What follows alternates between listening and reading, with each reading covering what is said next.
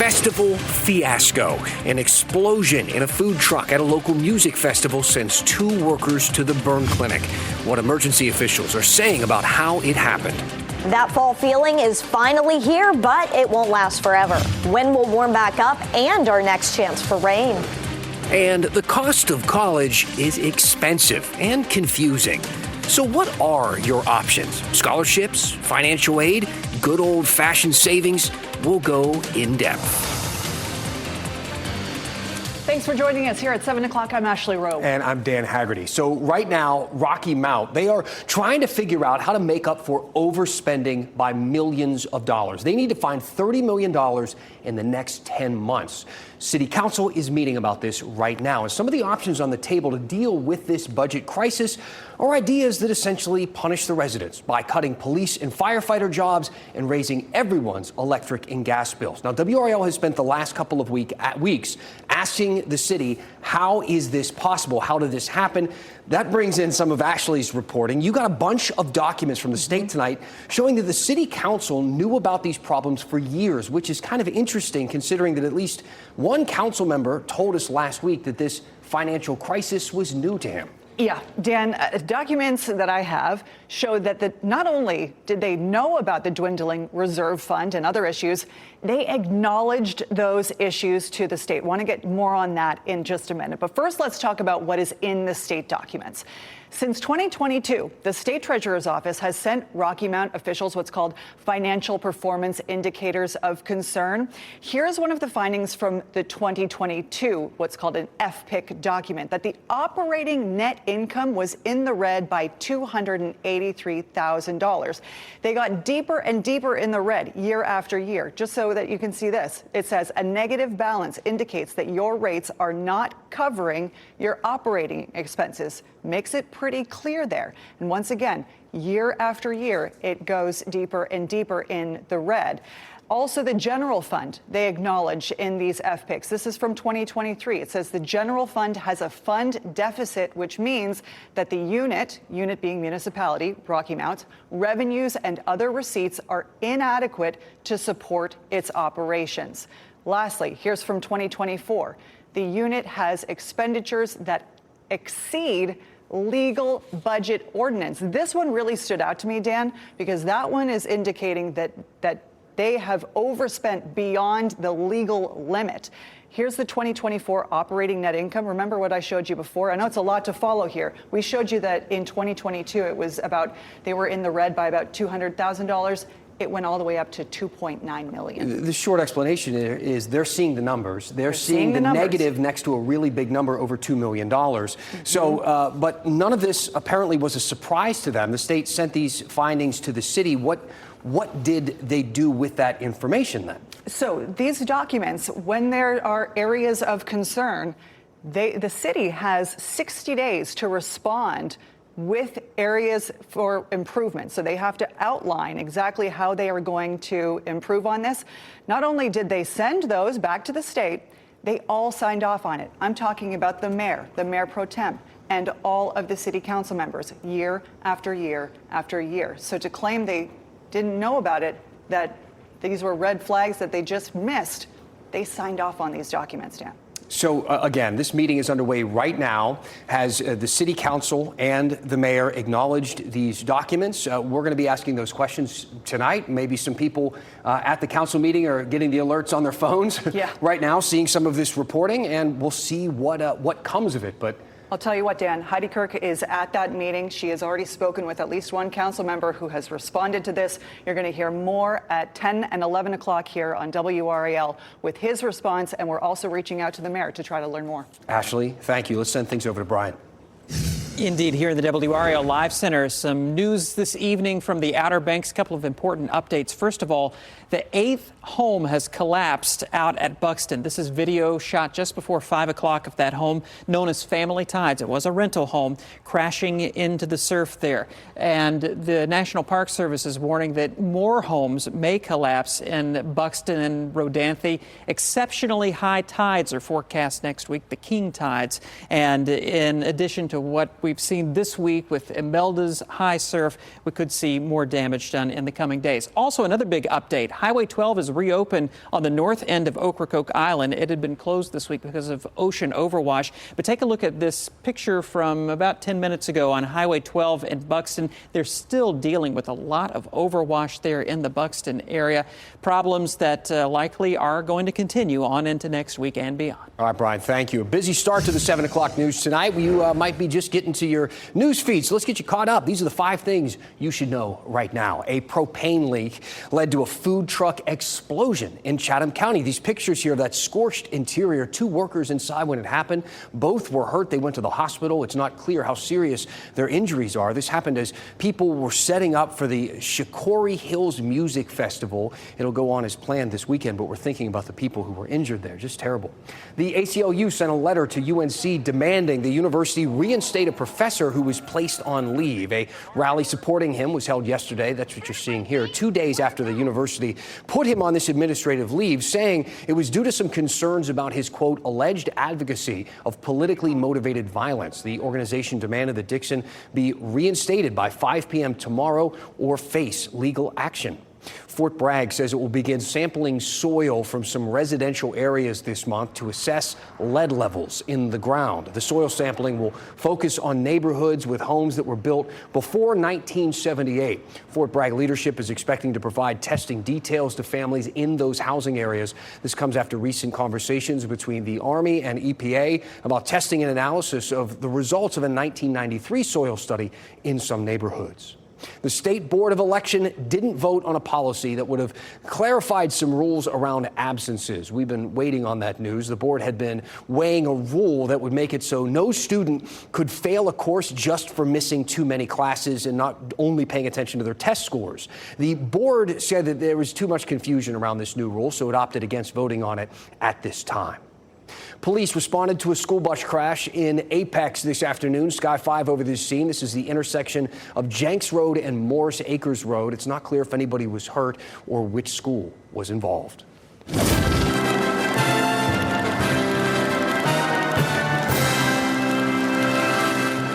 This drug especially is extremely dangerous, and it's one that exists in many household closets. That is the quote of the day from the director of the Pediatric Emergency Department at Duke Health, and he's talking about Benadryl, the antihistamine, the pill that adults get for allergies. You know, it makes you drowsy. You can get it over the counter for like $10. Why is he talking about it like that? Well, because kids do stupid things sometimes. In this case, it is a TikTok challenge where kids are dared to essentially overdose on Benadryl and hallucinate. Now, adults know that's crazy. Some kids, though, don't. And a teen in Granville County almost got hurt. A teen in Ohio died. WRAL's Kirsten Clark spoke with the sheriff, who is warning parents to talk to their kids. Doctors recommend taking 1 to 2 Benadryl tablets every 4 to 6 hours to relieve allergy symptoms. That's well below the amount teens are encouraged to take in the name of a fun TikTok challenge. Granville County Sheriff Robert Fountain Jr. says a local mother called 911 after learning her son took part. He's okay, but we wanted to make sure that the community knows, look, these kids need to start looking at what the end result is. It's okay to be cool, but then your parents are going to suffer if they lose you. In 2020, we reported that a 15-year-old girl in Oklahoma died after partaking in a similar challenge. Several other teens have been hospitalized. You start maybe just by feeling high and hallucinating potentially and feeling a bit out of it.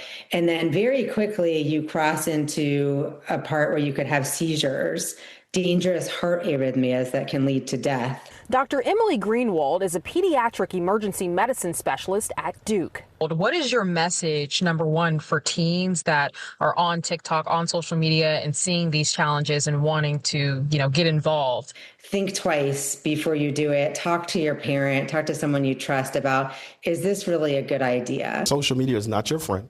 The same people that try to get you to challenge will be the same ones laughing at you when you're not with them. And it's funny until it's not. The sheriff tells us the incident involving the teen here in Granville County was isolated. Kirsten Clark, WRAL News. Thank you to Kirsten. Coming up, how much do you have saved to send your kids to college? Any guesses? The truth is, you should probably have no idea how much it'll take. It's not because families don't check, it's because the goalposts move all the time. So what can you do? What options do families actually have? We're going to go in depth. And stick around for tonight's one last thing. Which do you think is the coolest thing made in North Carolina? Is it boats, trains, stained glass windows? How about all three? Kat?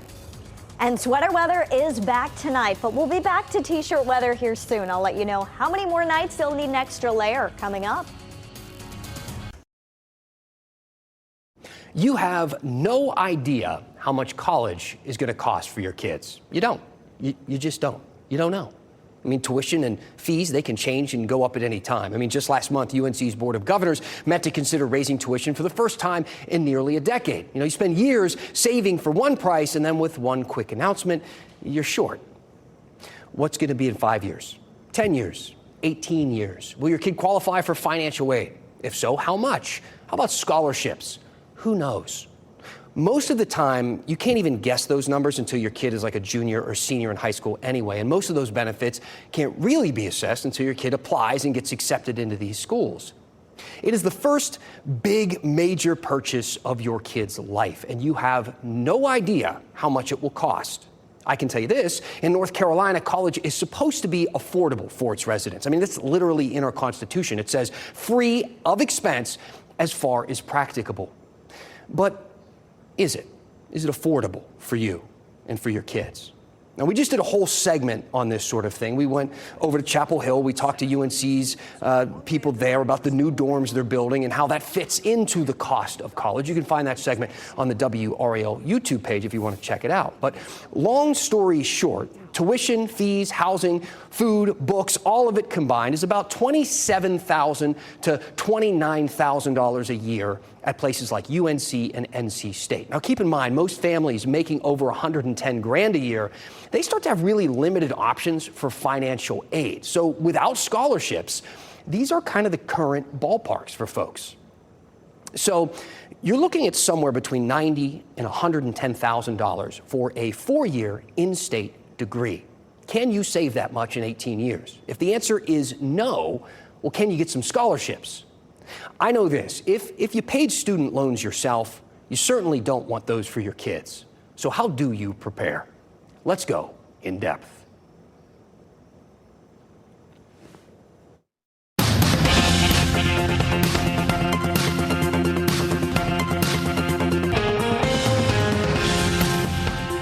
Let's start this with the things that are largely out of your control, the scholarships and the student aid. Now, everyone should file a FAFSA when you're applying to college, and that's regardless of how much you make. Most of the assistance, I will say, is going to go to the low-income families, but it can help middle-income families too, though I wouldn't count on it being significant for families making over $100,000 a year. That said, you never know what might be available, which is kind of the point of this story. You know, by the time you find out, your kid is almost out the door. Same goes with most of the scholarships. I talked to Brittany Privet. She's with the organization College for North Carolina, and they help people plan and pay for school. She says there are so many scholarships out there, which is a good thing, but many of them are never even used.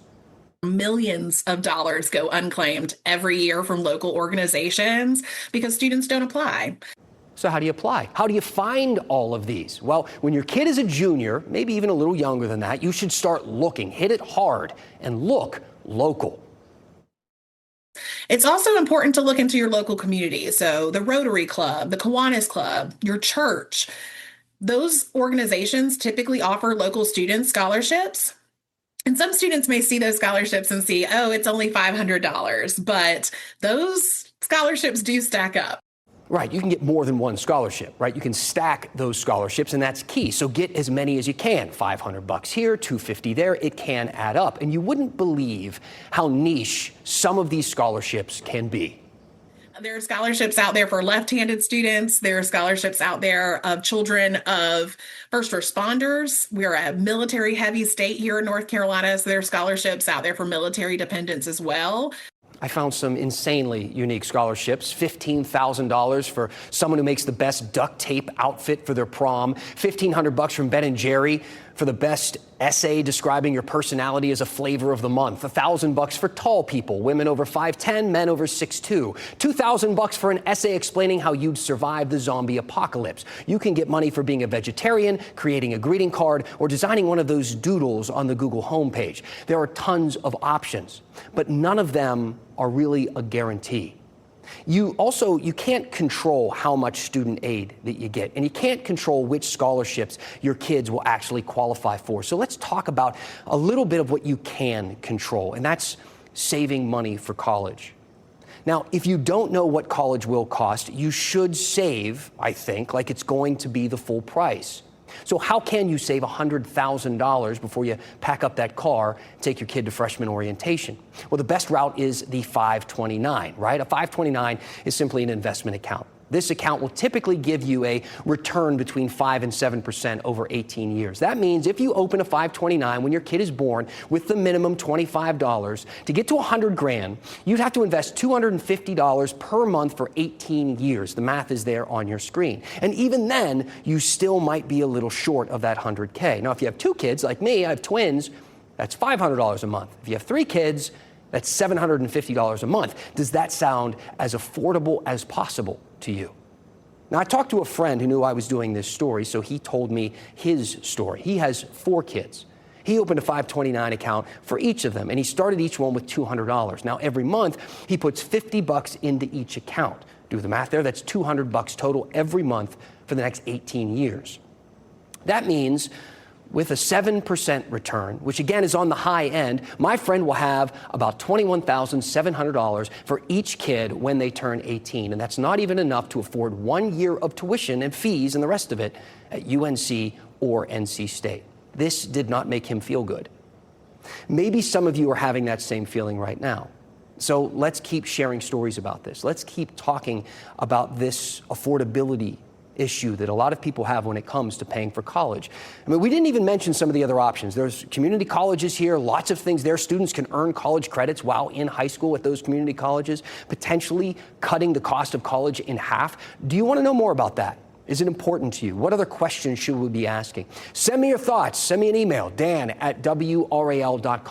Also, I'm just curious, is there a part of this that makes you feel like it's all just too complicated, puts too much of the burden on families to be the ones who meet this affordable college standard set by our state's constitution? Tell me what is on your mind, and we will go in depth. Kat? Let's take a live look outside tonight as the sun sets over Fenton. It's a beautiful evening. You can see some people out and about, some kids kicking a soccer ball. A great night for it. The temperature already down to 66 degrees at this hour. The dew point 51. It is going to be a glorious night outside if you're a fan of fall like myself. 49 the low in Durham. We'll be down in the mid to upper 40s in Roxborough, 48 and Lewisburg. We'll be in the 40s as well for Siler City, dipping down to 46 perhaps. 49 in Wilson, 51 for Raleigh and Goldsboro, 50 in Smithfield and Southern Pines, and 52 in Rayford tonight. The air has that crisp feel. The winds are lightening up a bit. High pressure starting to move away from us. Our northeast wind will settle down tomorrow, so we're not going to have that push of cooler air that continues into the weekend. In fact, we've got the opposite. We've got a ridge of high pressure building in, and that means a wind direction shift out of the southwest will bring in above normal temperatures by next week. Highs climb back into the 80s. For now, enjoy the gorgeous fall weekend. 74 tomorrow, 79 Saturday, 80 Sunday. Dry weather is expected for the weekend. Partly cloudy skies, perhaps a bit more cloud cover by Sunday. We have the Wide Open Music Festival happening in Raleigh. It'll be great weather for the event this weekend. Head out and listen to some local music and big names for free. Football Friday also looking gorgeous tomorrow night. We're talking temperatures in the 60s. High school football, I mean, this is what it's supposed to be like outside, and you'll have that tomorrow night. Campbell taking on NC State Saturday at 2 o'clock for the Tailgaters. Temperatures will be in the mid 70s, and during the game, upper 70s. UNC playing Clemson Saturday at noon. For tailgating, temperatures will be in the 60s for that game. And by noon, temperatures do warm up into the 70s again. Great football weather this weekend. Next week, we do warm up a little bit. Highs back in the low 80s. That'll come with slightly higher humidity as well. And our next cold front is on the horizon. That is likely to arrive late Wednesday. There will be a small chance for storms Tuesday, but perhaps the best chance coming Wednesday night. Still some question marks as to how dramatic the temperature drop would be behind this front. So stay tuned for updates. But what a gorgeous sunset there is out there tonight, Dan. I like it. Thank you, Kat. So what do you think is the coolest thing made in our state here in North Carolina? Well, a pair of local businesses get to claim that honor. We'll talk about it. And your one last thing after the break.